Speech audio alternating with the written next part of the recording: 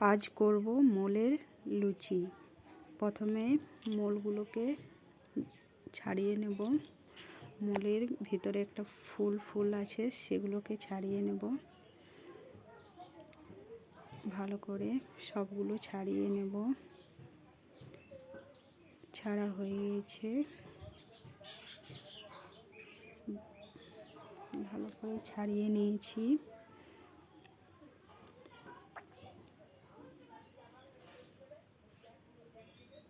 এরপর ভালো করে ধুয়ে নেব 2-3 বার। তারপর প্রেসার কুকারে সিদ্ধ হতে দিয়ে দেব।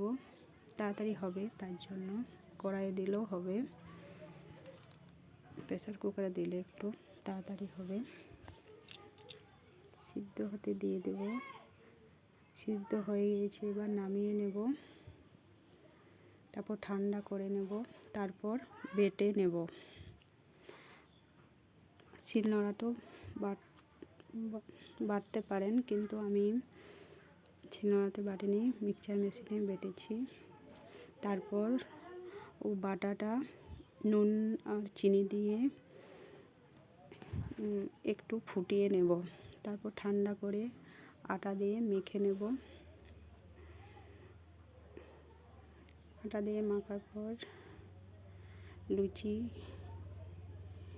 বেলে নেব। তারপর গরম তেলে ভেজে নেব।